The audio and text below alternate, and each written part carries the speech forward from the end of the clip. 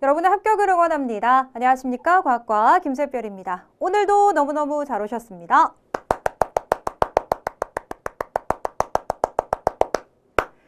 자, 오늘도 저와 함께 또 열심히 과학을 진행해 주셔야 되겠습니다. 자, 검정고시 과학이고요. 우리 오늘 이제 기초특강 두 번째 시간 되시겠습니다. 이 강의 같은 경우는 누가 들어야 되나요? 라고 질문을 하실 수 있을 것 같아서 제가 한 번만 더 말씀을 드릴게요. 1강에서도 제가 굉장히 강조를 해서 말씀을 드렸는데요.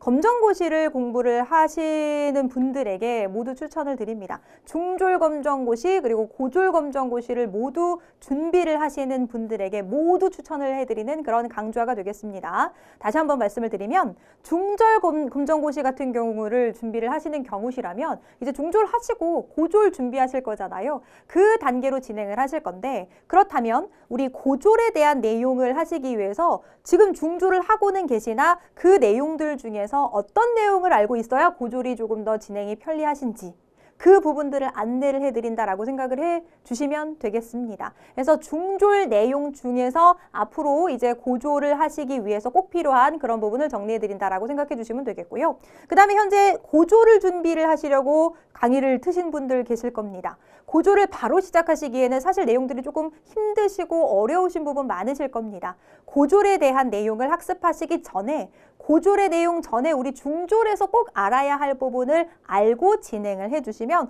훨씬 수월하게 진행을 하실 수 있기 때문에 고졸을 준비하시는 경우시라면 자, 고졸을 진행하시기 위해서 꼭 필요한 중졸 내용을 정리하시는 시간이다라고 생각해 주시면 되겠습니다. 자, 지난 시간에 한 강을 진행했었고 오늘 두 번째 시간 되겠습니다. 자, 오늘 같은 경우는 우리가 어떤 부분을 정리를 할 건지 한번 살펴볼게요. 자, 오늘은 지각의 구성 물질과 나노기술이라는 부분을 한번 정리를 해보도록 하겠습니다. 자, 우리가 이제 고졸에서 어떤 부분들을 살펴보실 거냐면요. 자연의 구성 물질이 무엇인지를 한번 살펴볼 겁니다. 그래서 우리 지각 생명체를 구성하는 물질이 어떻게 이루어져 있는지 그 부분, 그리고 생명체 구성 물질의 형성, 그리고 신소재 막 이런 부분들에 대해서 살펴볼 거거든요. 자, 그러기 위해서 일단 기본적으로 우리가 알고 계셔야 되는 부분이 지각이 어떻게 이루어져 있는지를 알고 계셔야 지각을 구성하고 있는 물질이 무엇인지를 파악할 수가 있겠죠. 그래서 일단 우리가 지각이라는 것을 한번 살펴볼 겁니다. 지각이라는 거 우리 뭐 어디 늦게 가는 거 뭐 이런 거 지각인가요? 자, 여기에서 말하는 지각이라는 건 뭐냐면요. 우리 지구 있잖아요. 우리가 밟고 있는 이 지구의 가장 겉부분을 이야기합니다. 자, 우리가 지구를 이렇게 피자 조각 같이 한번 잘라봤다라고 한번 가정을 해볼게요. 지구를 이렇게 자른 거예요. 가장 바깥쪽에 있는 부분을 우리가 뭐라고 얘기하냐면 바로 가장 바깥쪽에 단단하고 좀 얇은 이 부분을 지각이라고 얘기를 합니다. 자, 그리고 그 안쪽에 누가 있냐면 멘틀이라는 부분이 있고요. 멘틀. 그리고 그 안쪽에 이제 외핵이라는 부분이 있고 그리고 그 안쪽에 내핵이라는 부분이 있습니다. 그래서 지구의 내부 구조를 한번 살펴봐 주시면 지각, 멘틀, 외핵, 내핵 이렇게 4개의 층상 구조로 이루어져 있어요. 자, 그런데 우리가 지금 여기에서 살펴보실 부분은 뭐냐면 지구의 구조 중에서, 그러니까 지구의 이 지구 내부 구조 중에서 가장 바깥쪽에 있는 이 지각을 한번 살펴보시는 그런 부분입니다. 자, 지각 같은 경우는 사실 두께가 어느 정도냐면요. 우리가 지금 이 지구를 이렇게 피자 조각 같이 잘랐으니까 반지름을 한번 살펴봐 주시면 요만큼이 6,400km예요. 6,400km. 6,400km가 반지름인데 지각 같은 경우는 굉장히 좀 얇습니다. 한 5km, 그러니까 지표에서부터 한 5km 또는 뭐 35km 요 정도를 우리가 지각이라고 얘기를 합니다. 근데 이 지각 같은 경우가 무엇으로 이루어져 있냐면 암석으로 이루어져 있어요. 지각을 이루고 있는 것이 누구냐면 지각을 이루고 있는 거. 자, 지각을 이루고 있는 것은 암석입니다. 암석이라는 거 여러분 아마 들어보셨을 겁니다. 뭐 화성암, 퇴적암, 변성암, 그죠? 그런 것들이 이제 암석이 되는 것이고요. 이 암석은 그럼 누구로 이루어져 있냐면요. 광물로 이루어져 있습니다. 광물은 그럼 무엇으로 이루어져 있냐면요. 바로 원소로 이루어져 있다라고 생각을 해주시면 됩니다. 해서 우리 지각을 무엇으로 구성하고 있는지 지각은 암석, 암석은 광물, 광물은 원소 이렇게 구성이 되어져 있다라고 생각해 주시면 되겠죠. 자, 그렇다면 우리 지각에 대한 설명을 한번 봐주시면 지구 내부 구조 중에서 단단한 겉부분을 이야기하는 거죠. 단단한 겉부분, 두께로 봐주시면은 지표에서 한 5km 또는 35km 정도가 지각이다라고 생각해 주시면 되겠고요. 자, 이 지각을 쪼개면 누가 나오냐면 이제 암석이 나오는데요. 지각을 구성하고 있는 주된 물질을 우리가 암석이라고 생각해 주시면 되겠죠. 암석 같은 경우는 뭐 화강암, 현무암, 여감 뭐 이렇게 해가지고 여러 가지 화성암, 뭐 퇴적암, 변성암 뭐 이런 암석들이 있습니다. 자, 그러면 암석을 이루고 있는 것이 광물이라고 얘기했으니까 암석을 이루고 있는 기본 알갱이를 우리가 광물이라고 생각해 주시면 됩니다. 우리 이제 고졸 과정에서도 무슨 광물 막 이런 광물이라는 용어가 많이 나올 건데요. 광물이라는 것이 모여서 암석이 되기 때문에 암석을 이루고 있는 기본 알갱이를 광물이라고 하는구나 라고 생각해 주시면 됩니다. 자, 그리고 이 광물을 쪼개면 이제 원소라는 것이 나오는데 원소는 지난 시간에 살펴보셨었어요. 원소라는 건 뭐라 그랬었냐면요. 물질의 구성 성분 또는 뭐라고 이야기했었냐면 또는 물질을 구성하는, 물질을 이루는 기본 성분. 그래서 우리가 기본 성분을 조금 풀어서 뭐라고 설명을 했었냐면요. 종류 이렇게 이야기를 했었습니다. 그래서 원소는 우리 지금까지 알려진 것이 몇 종류라고 얘기했었냐면요. 118종입니다. 그래서 뭐 자연적으로 발견된 게 한 90여 종, 인공적으로 만들어낸 것이 한 20여 종 이렇게 이루어진다라고 이야기를 했었죠. 자, 그래서 지각을 구성하는 것을 한번 다시 정리를 해주시면 지각을 쪼개면 암석, 암석을 쪼개면 광물, 광물을 쪼개면 원소 이렇게 이루어진다라는 내용을 꼭 기억을 해 주셔야 되겠습니다.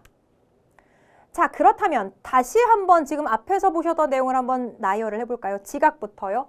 자, 지각을 쪼개면 암석이 나오고 암석을 쪼개면 광물이 나오죠. 광물을 쪼개면 원소가 나온다라고 순서 기억하셔야 되겠죠. 그런데 사실 이 광물이라는 친구가 한 5천여 종 정도가 돼요. 되게 많죠. 한 5천여 종 정도. 어떤 일부 교재에서는 3,500개 정도라고도 이야기를 하기도 하는데 뭐 5천여 종 해가지고 우리는 일반적으로 한 5천여 종이라고 생각을 해 볼게요. 근데 이 광물이 모여서 암석이 되잖아요. 근데 이 5천여 종의 광물이 골고루 모여서 암석이 되는 것이 아니라 이 광물도 주된 광물들이 있어요. 그러니까 암석을 이루는 주된 광물들이 있습니다. 그걸 우리가 뭐라고 얘기하냐면 조암광물이라고 이야기를 해요. 자, 뭐라고요? 일단 우리가 일반적으로 광물이라고 하는 건 광물이 모여서 암석이 되니까 우리가 일반적으로 광물이라고 얘기하는 건 암석을 이루고 있는 기본 알갱이. 광물이라는 것은 암석을 이루고 있는 기본 알갱이라고 이야기를 하죠. 우리가 광물 같은 경우를 봐주셨을 때 한 5천여 종, 어떤 일부 교재에서는 3,500개 또는 뭐 5,000개 뭐 이렇게 이야기를 합니다. 근데 넓게 우리가 5,000개 정도로 볼게요.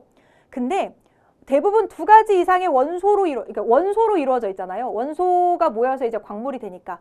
자, 두 가지 이상의 원소로 이루어져 있는 광물도 있고 하나의 원소로만 이루어진 친구들도 있어요. 그렇게 해서 광물이 이루어지는데 이 5,000개의 광물이 골고루 모여서 암석이 되는 것이 아니라 주로 암석을 이루는 대표적인 몇 가지 광물들이 있어요. 네, 뭐라고요? 암석을 이루는 주요 광물들이 있어요. 한 20여 종. 한 20여 종이 대부분 이제 암석을 좀 주로 이루게 된다라고 생각해 주시면 되는데요. 그런 광물을 우리가 뭐라고 얘기하냐면 조암광물이라고 얘기를 하는 겁니다. 용어의 의미만 파악 잘 해주시면 돼요. 광물이 뭔지, 조암광물이 뭔지. 그죠?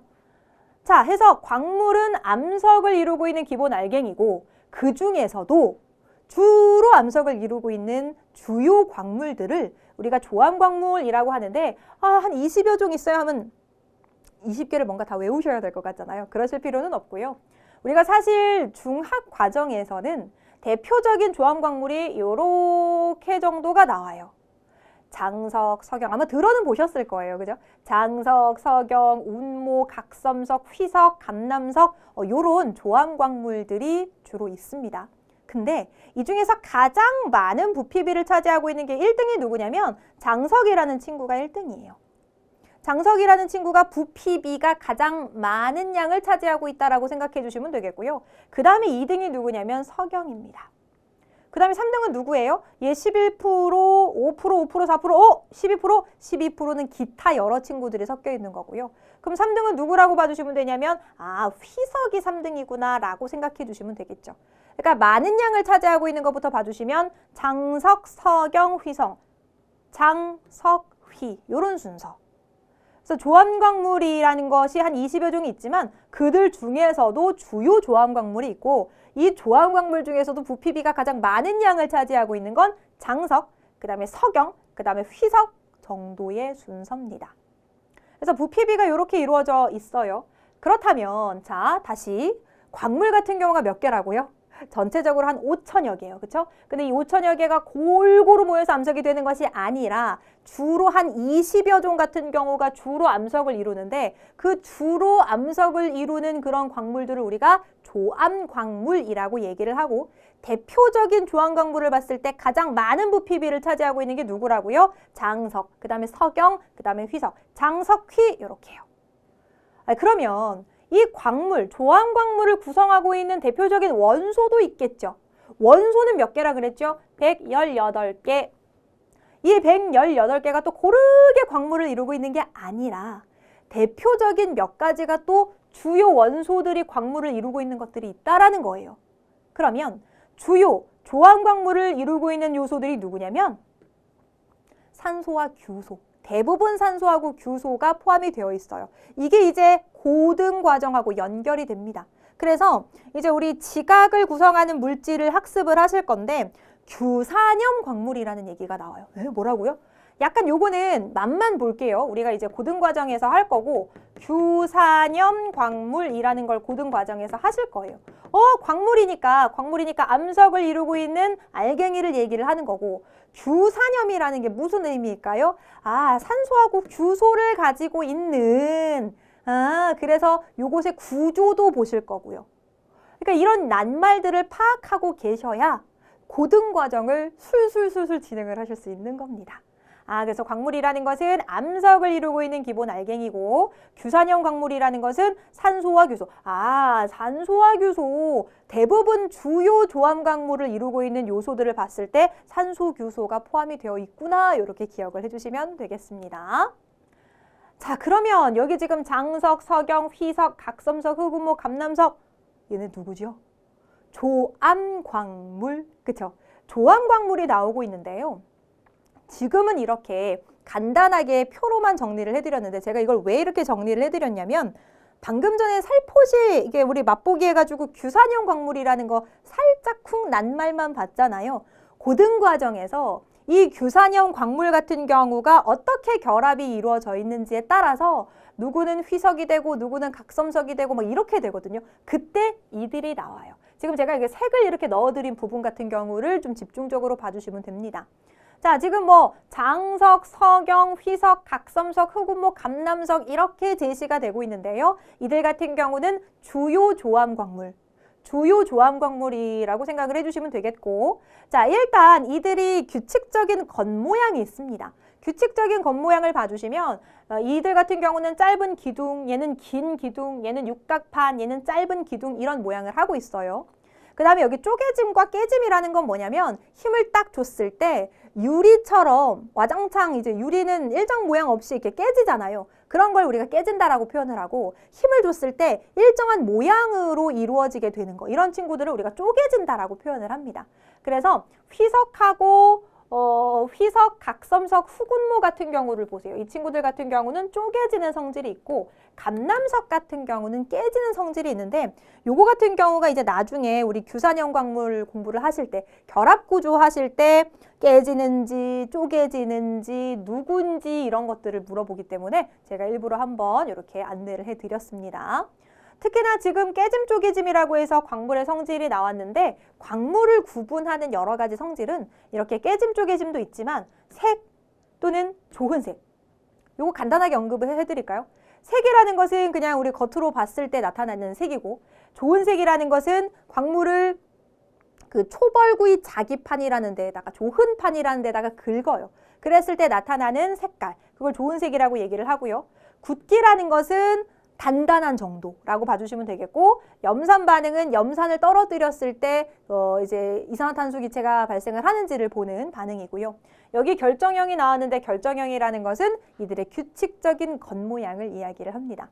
그래서 이런 것들을 통해서 광물을 구분을 할 수가 있게 되는 거예요. 그래서 요거는 언제 사용을 하실 거냐면 규산형 광물이라는 것을 우리가 고등과정에서 다루실 때 요걸 이제 활용을 하실 겁니다. 깨지는지 쪼개지는지 그리고 이들의 명칭 이런 것들 다루시게 될 거예요. 자, 그렇다면 지각의 8대 구성 원소, 자, 이걸 보시기 위해서는 우리가 아주 맨 처음에 살펴보셨던 것들 다시 한번 나열을 해볼까요? 자, 지구의 내부 구조 중에서 가장 바깥쪽에 단단하고 얇은 층이 이름이 뭐였죠? 바로 지각이었어요. 지각을 쪼개면 암석이 나오지요. 암석을 쪼개면 광물이 나오고요. 광물을 쪼개면 원소가 나옵니다. 아, 그러니까 여기에서 얘기하는 것은 지각을 이루고 있는 원소들이 있을 거예요. 그죠? 지각을 이루는 것이 암석이고 암석을 이루는 것이 광물이고 광물을 이루는 것이 원소니까 결과적으로 지각을 이루고 있는 주요 원소들이 있을 겁니다. 그래서 지각을 구성하고 있는 원소를 대표적으로 살펴보는데 우리가 원소가 전체적으로 몇 개라고 얘기했냐면 118개. 근데 이들이 다 골고루 모여서 이루어지는 것이 아니라 대표적인 친구가 몇 개 있다라는 거잖아요. 8대 구성 원소니까 8개. 그렇죠? 그래서 가장 많은 거 봐주시면 산소 가장 많고요. 그 다음에 규소입니다. 산소, 규소, 알루미늄, 철. 그 다음에 칼슘, 그 다음에 나트륨, 칼륨, 마그네슘 요런 순서. 그래서 산규, 알철, 칼나, 칼마 요런 순서가 됩니다. 산규, 알철, 칼나, 칼마. 선생님 이거 외워야 돼요? 네, 외우시면 좋아요. 나중에 활용하실 때도 좋고요. 그래서 8대 구성원소는 좀 순서도 중요하고 많이 나오는 편이기 때문에 이렇게 제가 음을 붙였습니다. 산규, 알철, 칼나, 칼마. 네. 산규, 알철, 칼라, 칼마. 산규, 알철, 칼라, 칼마. 산규, 알철, 칼라, 칼마. 자, 8대 구성 원소고 여기에서도 다시 한번 봐주시면 산소하고 규소가 굉장히 많은 양을 차지하고 있는 것을 보실 수 있죠. 굉장히 많은 양을 차지하고 있어요. 그래서 우리 아까 살짝 맛보신 거 규산염 광물, 규산염 광물 그것도 꼭 기억을 해주시기 바라겠습니다. 자, 이렇게 해가지고 지각의 8대 구성 원소 산규, 알철, 칼라, 칼마. 그래서 많은 친구 산소, 규소 제가 지금 반복해서 계속 말씀을 드리고 있어요. 이렇게 해서 우리가 지각의 구성 물질을 보신 겁니다. 그리고 우리가 이제 지각의 구성 물질 보시면서 또 뭘 보시냐면 생명체를 구성하는 물질을 볼 거예요. 우리 생명체. 생명체를 구성하는 물질을 파악하시기 위해서는 여러분들께서 영양소라는 이 내용을 기억을 하고 계셔야 돼요. 영양소는 총 6가지로 우리가 구분을 한번 해봅니다. 영양소를 6가지로 구분을 해보는데 6가지로 해가지고 6가지 중에서 3개를 나눌 거예요. 여기를 3대 영양소 그리고 여기를 부영양소 해가지고 3개를 나눌 건데요. 3대 영양소가 누구냐면 탄수화물, 지방, 단백질 이 친구들이 3대 영양소입니다. 그리고 부영양소 같은 경우는 물, 무기염류, 바이타민은 비타민이라고 생각해 주시면 됩니다.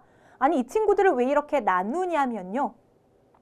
3대 영양소 같은 경우는 에너지를 내는 친구들이에요. 에너지원이라고 생각해 주시면 되겠고 아니 우리 물, 무기염류, 바이타민 이런 거 먹어도 우리 몸에 필요한 친구들이긴 하지만 이 친구들은 에너지를 내지는 않아요. 그래서 이렇게 해서 에너지를 내는지 아니면 에너지를 내지 않는지에 따라서 3대 영양소하고 부영양소로 나눕니다. 우리가 지금 요걸 공부하시는 이유는 우리가 생명체를 구성하는 물질을 고졸 과정에서 다루실 거기 때문에 한번 살펴보는 거예요.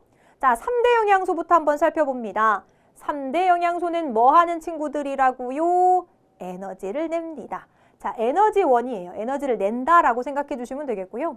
이들 같은 경우는 모두 몸을 구성하고 있다라고 생각해 주시면 됩니다. 자, 특징 한번 볼까요? 탄수화물부터 한번 갑니다. 자, 우리 탄수화물 여러분 식사하셨어요? 저는 아침에 밥 먹었거든요. 밥.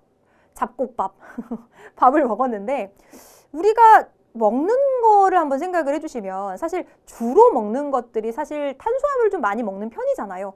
주식으로 밥 또는 밥 대신 빵 또는 뭐 국수 이런 거 드시는 것처럼 주로 이제 탄수화물을 많이 드실 겁니다. 탄수화물. 근데 탄수화물을 주로 먹기는 하지만 우리 몸을 구성할 때는 탄수화물의 비율이 되게 낮은 편이에요. 왜냐면 탄수화물로 인한 그 에너지를 대부분 먼저 사용을 하기 때문입니다. 그래서 탄수화물로 일단 이런 탄수화물로 인한 대부분의 그 에너지는 이제 탄수화물로 인한 에너지원을 주로 사용을 하고 만약에 사용하고 남잖아요. 그럼 그것을 지방으로 바꿔가지고 뭐 간이라던가 또는 근육이라던가 이런 부분에 저장이 됩니다. 탄수화물은 뭐 밥이라던가 국수라던가 빵이라던가 이런 부분에 많이 포함이 되어 있고요. 자, 이번에는 단백질인데요. 단백질도 에너지원으로 이용이 됩니다. 자, 탄수화물부터 한번 봐주시면 탄수화물은 1g당 4kcal를 내요. 단백질 같은 경우도 1g당 4kcal의 열량, 에너지원을 냅니다. 지방도 미리 할게요. 지방도 에너지원을 내는데 얘는 1g당 9kcal를 냅니다. 그러니까 이들 같은 경우는 모두 에너지를 낸다라고 생각해 주시면 되겠죠. 자, 단백질 같은 경우도 에너지를 내고 그리고 몸의 주요 성분이에요. 근육, 털. 그래서 우리 왜 근육 키우시는 분들 단백질 쉐이크 막 드신다고 하잖아요. 그렇죠? 그래서 단백질, 근육이라던가 이런 부분 많이 구성을 하기 때문에 특히나 청소년기, 성장기의 친구들은 아무래도 단백질을 좀 충분히 섭취를 해주시는 것이 좋겠죠. 육류라던가 유제품, 뭐 콩 등에 많이 포함이 되고 있고요. 지방 같은 경우 에너지원으로 이용되죠. 1g당 9kcal 내고 있습니다. 그리고 뭐 세포막, 핵막, 성호르몬의 구성 성분이고요. 지방 같은 경우 남으면 피부 밑에 저장을 하잖아요. 피부 밑에. 그래서 피하 지방으로 저장이 이렇게 되는데 너무 많이 먹게 되면 비만이 될 수 있으니까 조절 잘 해야 되겠죠. 그래서 뭐 식용유, 버터, 견과류 이런 것들을 우리가 섭취를 했을 때 지방을 섭취할 수 있게 됩니다.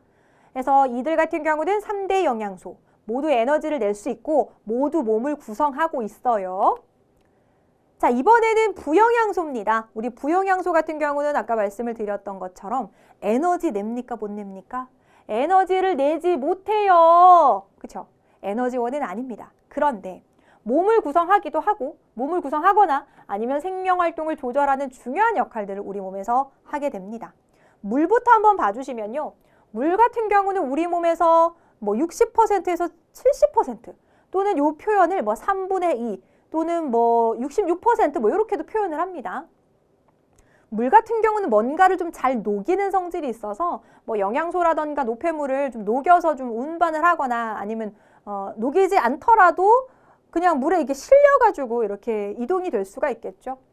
그리고 체온을 조절하는 중요한 역할을 합니다. 이 물이라는 친구는 비열이라는 게 상대적으로 커요. 그래서 어떻게 되냐면 열을 줬을 때 비열이 큰 친구들은 온도가 쉽게 잘 안 변하거든요. 외부에서 막 온도 변화가 막 높아졌다가 낮아졌다가 하더라도 물 같은 경우는 온도가 되게 천천히 높아졌다가 천천히 식기 때문에 막 주변의 온도가 급변한다고 하더라도 물 같은 경우는 잘 변하지 않는 편이에요. 그래서 체온 조절에 중요한 역할을 하게 되는 겁니다. 우리 몸이 대부분이 물로 이루어져 있기 때문에 외부의 기온이 확 높아졌다 하거나 확 낮아졌다고 하더라도 이 물로 이루어졌기 때문에 우리 몸은 체온이 천천히 올라가거나 뭐 천천히 내려오거나 이런 정도. 그래서 좀 체온 조절을 해주는 중요한 역할을 해주는 것이 바로 물입니다.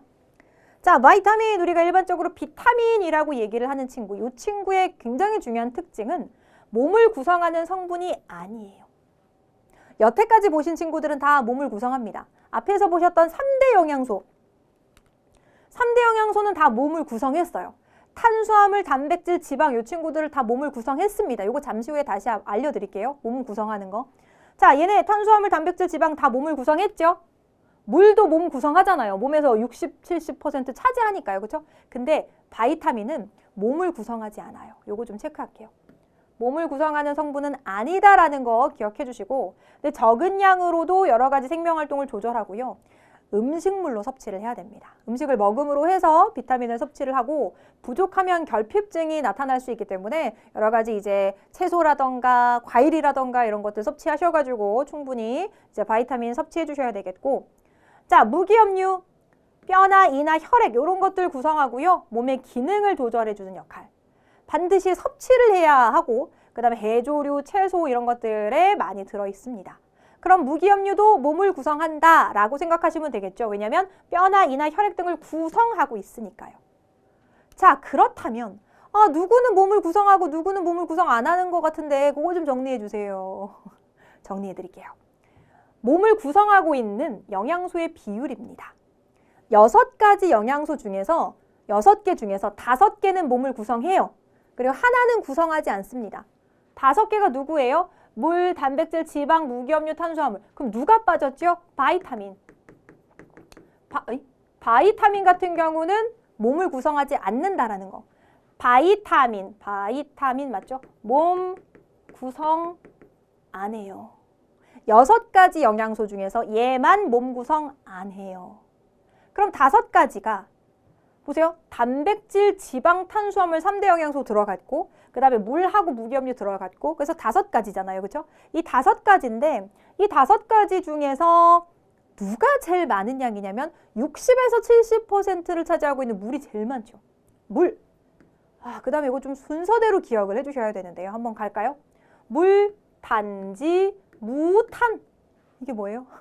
좀 쉽게 좀 암기 팁을 드리자면 우리 항아리가 있다라고 한번 가정을 해볼게요. 항아리. 우리 항아리를 단지라는 표현으로 좀 사용을 하잖아요. 그러면 이게 항아리에 물이 담겨져 있다라고 생각을 해주시고, 물이 담긴 항아리에 무 있죠. 무. 배추 무 할 때 그 물을 넣어두었다라고 생각하시는 거예요. 물, 단지, 무, 탄. 되십니까? 물 단지에 물이 들어있는 이 단지에 물을 탔다. 물, 단지, 무, 탄. 물이 제일 많고요. 그 다음에 단백질, 지방, 무기염류, 탄수화물. 아까 우리 탄수화물 얘기하면서 그런 얘기했어요. 우리 분명히 주식으로 뭐 밥 먹고 빵 먹고 국수 먹고 이거 되게 많이 먹는데 탄수화물 같은 경우는 왜 우리 몸을 구성하는 비율이 이렇게 낮을까요? 왜냐하면 탄수화물 같은 경우가 대부분 에너지원으로 사용이 됩니다.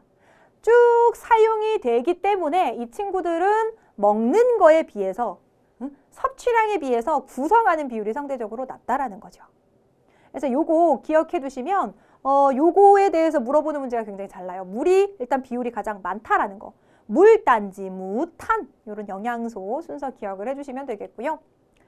자, 그리고 우리가 이제 또 그 뒷부분에서 살펴봐 주실 부분이 어떤 부분을 살펴보실 거냐면 생명체의 구성 물질에 대해서 살펴보시면서 단백질하고 핵산을 공부를 할 거거든요. 단백질에 대해서 조금 더 구체적으로 이제 어떻게 이루어져 있는지도 공부를 하실 거고, 그 다음에 이제 핵산이라는 걸 보실 건데, 핵산이라는 것의 종류가 누가 있냐면 DNA하고 RNA가 바로 핵산에 포함이 된다라고 생각해 주시면 돼요. 핵산의 종류에는 DNA하고 RNA가 있습니다. 그럼 우리 중등 과정에서 DNA라는 것을 했거든요. 막 자세하게 하지는 않았지만 요거 아마 기억나실 겁니다. 자, 지금 이게 누구냐면요. 염색체입니다. 염색체. 자, 원래는 이 친구들이 어떻게 있냐면 염색사 상태로 해가지고 실 상태로 이렇게 풀어져 있어요. 근데 이 친구들이 세포 분열할 때 이 염색사였던 친구들이 막대 모양으로 응축이 돼가지고 염색체 상태로 존재를 하게 되는 겁니다. 원래는 실사자, 염색사 형태로 풀어져 있다가 세포 분열이 이루어질 때 염색체로 해가지고 이렇게 막대 모양으로 응축. 자, 근데 이 친구들을 자세히 한번 살펴봤더니 어떻게 이루어져 있냐면 여기 단백질이라는 친구가 있고요. 그리고 여기 단백질을 감고 있는 부분이 있는데 이 부분을 해서 한번 봤더니 요 부분을 우리가 DNA라고 이야기를 하는 겁니다. 일단 여기 염색체 같은 부분을 한번 살펴봐 주시면 이 염색체가 누구로 이루어져 있냐면 유전 물질인 DNA하고 단백질. DNA하고 단백질로 구성이 되어져 있습니다. 그래서 이 염색체라는 친구가 유전 정보를 전달해주는 역할을 하고 세포 분열할 때만 관찰이 된다는 거죠. 그럼 우리는 여기서 중요한 게 뭐예요? DNA. DNA라는 친구가 어떤 친구냐면 유전 정보가 저장이 되어 있다라고 생각해 주시면 되겠습니다.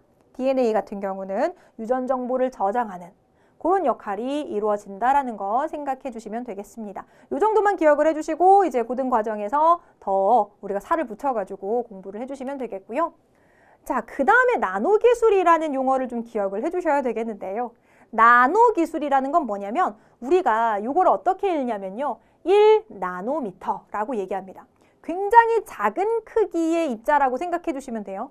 1나노미터에서 수십 나노미터 크기의 물질을 합성하거나 이들에게서 나타나는 뭐 새로운 특성 기능을 이용해서 우리에게 필요한 유용한 물건이라던가 또는 뭐 재료라던가 이런 것들을 만드는 기술 자체를 우리가 뭐라고 얘기하냐면 나노기술이라고 얘기합니다. 그래서 사실 우리 눈에도 보이지 않을 정도로 굉장히 입자가 작다라고 생각해 주시면 되겠고요. 자, 이 친구들 지금 모형으로 우리가 나타냈지만 사실 어떠냐면 정말 굉장히 작은 크기라고 생각해 주시면 됩니다. 자, 요거 우리 다 요것도 탄소 원자고 요것도 탄소 원자고 요것도 다 탄소 원자예요.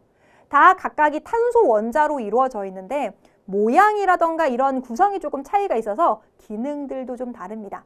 지금은 모양하고 명칭 정도, 명칭이 이런 명칭이 있구나라는 정도에서 명칭을 조금 친숙하게만 익혀주시면 좋을 것 같아요. 요걸 우리가 뭐라고 얘기하냐면 이렇게 탄소 원자가 지금 보시면 이렇게 육각 구조를 이루면서 판 모양을 하고 있죠. 요걸 우리가 그래핀이라고 얘기를 합니다. 그리고 얘는 탄소 원자가 이렇게 육각 구조를 이루고 있는데 약간 말려있는, 약간 죽부인이라고 하나요? 그런 것처럼 말려있는 이런 형태가 되는데요. 요거는 탄소 나노 튜브라고 얘기를 합니다. 그리고 이 친구도 탄소인데요. 이 친구들은 뭐 오각형이라던가 육각형 형태로 되어 있는데 가만히 이 친구들을 봐주시면 탄소 원자가 60개거든요. 60개가 모여서 마치 공 모양을 하고 있는 이 친구는 우리가 플러렌이라고 이야기를 합니다. 요거는 고등 과정에서 다시 하실 거예요. 근데 그림하고 명칭하고 조금 익숙하게 연결을 좀 해서 기억을 해주시면 고등 과정에서 훨씬 수월하게 진행하실 수 있습니다. 그래핀, 탄소 나노튜브, 플러렌.